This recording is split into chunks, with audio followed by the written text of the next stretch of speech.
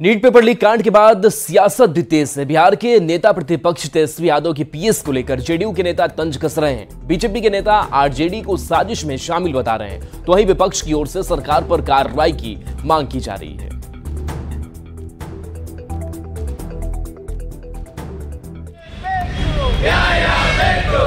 NEET paper leak मामले की जांच लगातार जारी है।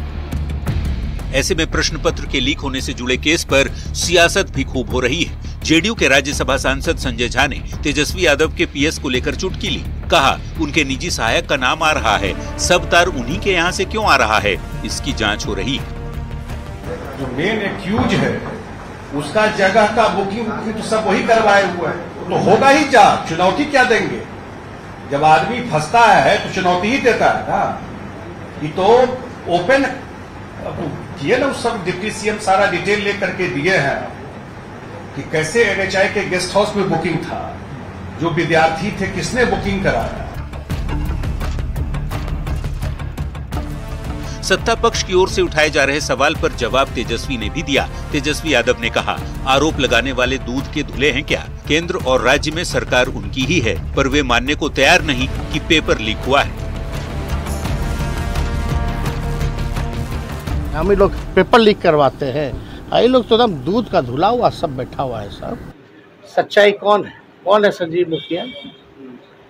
अभी सब थोड़े दिन में रुकिए ना भाई। सरकार उनकी है, केंद्र से। वो केंद्र सरकार के एचआरडी मिनिस्टर कहते हैं कि लीक हो भी नहीं किया है।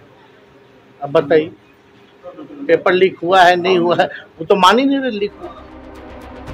तो वहीं बिहार के डिप्टी सीएम विजय सिन्हा ने एक बार फिर तेजस्वी यादव से सवाल पूछा है कि तेजस्वी बताएं कि यादवेंदु, प्रीतम, अनुराग का उनसे क्या संबंध है? सिकंदर रांची जेल में लालू प्रसाद के सेवादार थे या नहीं?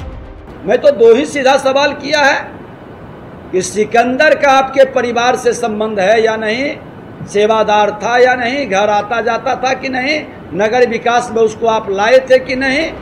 जांच एजेंसी की कार्रवाई जारी है। आरोपियों पर लगातार शिकंजा भी कसता जा रहा है, पर उतनी ही रफ्तार से नीट पेपर लीक कांड पर सियासत भी बेहिसाब जारी है।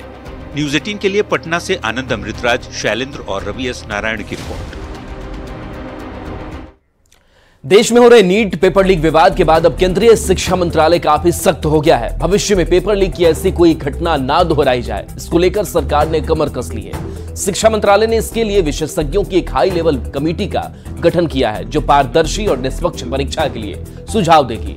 इसके साथ ही कमेटी से डेटा सुरक्षा प्रोटोकॉल पर भी सुझाव मांगा गया है। इस समिति के अध्यक्ष डॉक्टर के राधाकृष्णन होंगे, जो इसरो के पूर्व अध्यक्ष रह चुके हैं। इसके अलावा इस कमेटी में एम्स दिल्ली के पूर्व निदेशक डॉक्टर रणदीप गुलेरिया, हैदराबाद केंद्रीय यूनिवर्सिटी के कुलपति professor B J Rao, IIT Madras civil engineering विभाग के प्रोफेसर एमेरिटस प्रोफेसर राममूर्ति समेत कई विशेषज्ञ शामिल होंगे।